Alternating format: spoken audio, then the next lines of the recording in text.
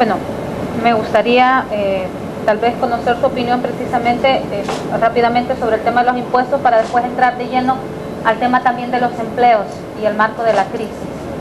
Bueno, definitivamente el informe que tiene FUSADES señala un problema de ingresos fiscales. Sin embargo, a mí me parece que combatiendo frontalmente el contrabando, la evasión y la elusión, se pueden recolectar 500 millones de dólares más al año. No lo estoy diciendo de un estudio ajeno. Esto, cuando tuve el honor de que me dieron un galardón en el Colegio de Profesionales de Ciencias Económicas el año pasado, aproximadamente agosto del año pasado, yo presenté un análisis donde hacía más o menos un cálculo, porque en esto es muy difícil tener números exactos, donde mínimo la evasión, elusión y contrabando andaban por el orden de 500 millones de dólares. Anuales. Anuales, sí, correcto. El segundo punto también es el tema del despilfarro. Tiene que verse el despilfarro, por ejemplo, en viajes innecesarios, construcciones en edificios públicos que muchas veces pueden agendarse en otros periodos de más bonanza, y también el tema de la corrupción. Muchas de las obras públicas se inician con una cantidad y después de varias órdenes de cambio están contando un porcentaje mucho más alto. ¿Cómo combatir el tema de la corrupción? 1, ya lo decía antes, transparencia. 2, funcionarios públicos probos de reconocida honorabilidad y experiencia. 3, una reforma profunda para poder crear la Contraloría de la República. Y 4, poder modificar algunas leyes, ya lo mencionaba el ingeniero Ávila, donde no solamente es decir, bueno, miren, voy a devolver el dinero cuando ya se ha hecho un daño, o sea, cuando ya se ha cometido un delito. También modificar y poner, digamos, controles muy importantes en la LACAP. Por ejemplo, en términos de las órdenes de cambio y todas esas cosas. Yo se los digo por experiencia. Hicimos la ampliación del aeropuerto con fondos propios y el monto total cuando se terminó costó menos que el contrato original. En lugar de ser al revés, que a través de órdenes de cambio lo van subiendo, costó menos que el contrato original. Y ahí lo pueden ver, es el aeropuerto más grande de Centroamérica y el Caribe, más eficiente y más seguro.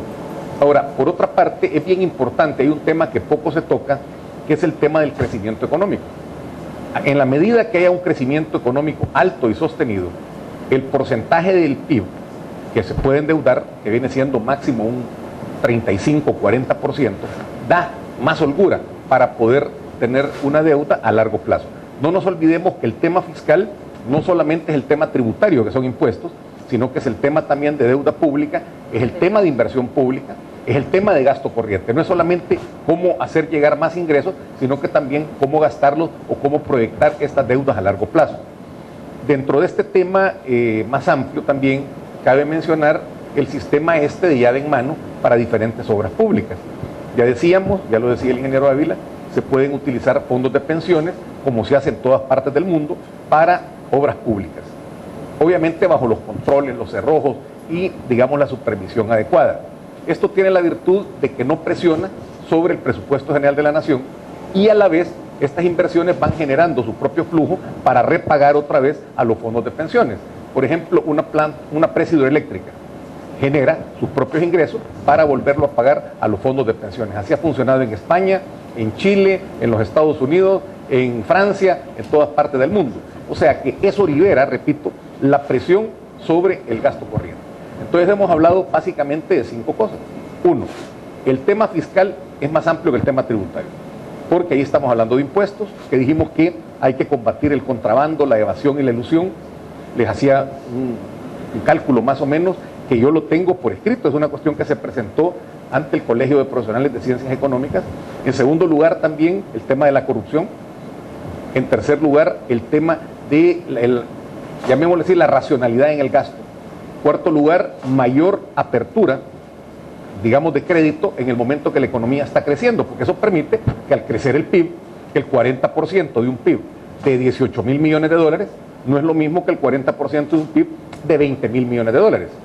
Y el quinto punto que acabo de mencionar es el que tiene que ver con el tema de llave en mano utilizando los fondos de pensiones. Ahí tienen ustedes 5 elementos, pero estamos en sintonía con el ingeniero Ávila en el sentido que no se descarta, se puede ver posteriormente aumentar impuestos.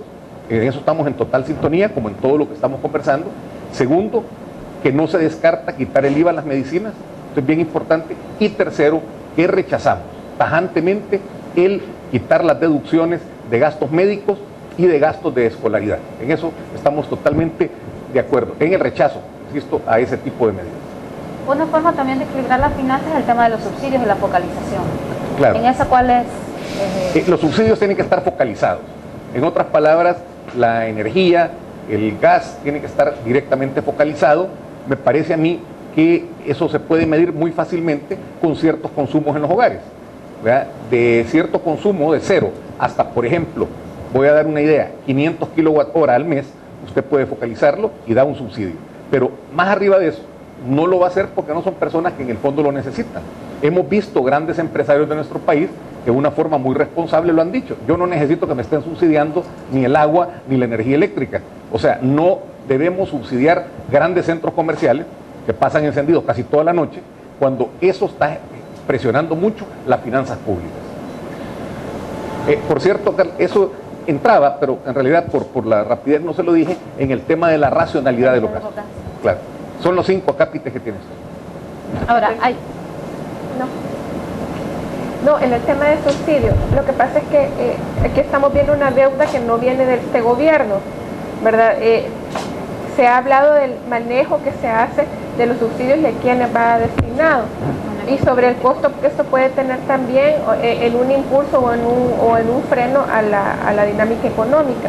Yo quisiera saber cuál es su percepción de este papel subsidiario del Estado y cómo se puede manejar a futuro, porque sí se está viendo que hay necesidad de atender a grupos vulnerables, como usted mismo lo había mencionado anteriormente, pero ¿cuál va a ser el enfoque o cuál es el enfoque que ustedes están planteando en esta política específica de los subsidios? El enfoque, como lo decíamos, era de la racionalidad en los subsidios, y esto se puede hacer con cierta facilidad.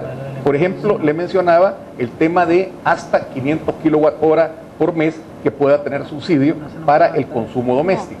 Pero no tiene lógica subsidiar la gran industria, que lo que va a hacer es, de todas maneras, los costos los transmite. En segundo lugar, también ser muy responsable en el manejo de los fondos, porque no nos olvidemos que, por ejemplo, FOSalud o la Red Solidaria, más que todo este último, maneja fondos directamente. Entonces tiene que tenerse un control muy estricto, y por eso le mencionaba, Mariana, los 4 elementos que le decía para combatir la corrupción. La transparencia, una Contraloría de la República, personas con un historial impecable que pueden provenir de recomendaciones de colegios profesionales o académicos de la sociedad civil, y cuarto, endurecer las leyes precisamente para el enriquecimiento ilícito. Sobre eso yo solo quisiera apuntar 2 puntos. Una de las cosas más tristes que vemos nosotros es casos de apropiación del IVA. Personas que cobran el IVA, empresas que cobran el IVA y que se lo guardan.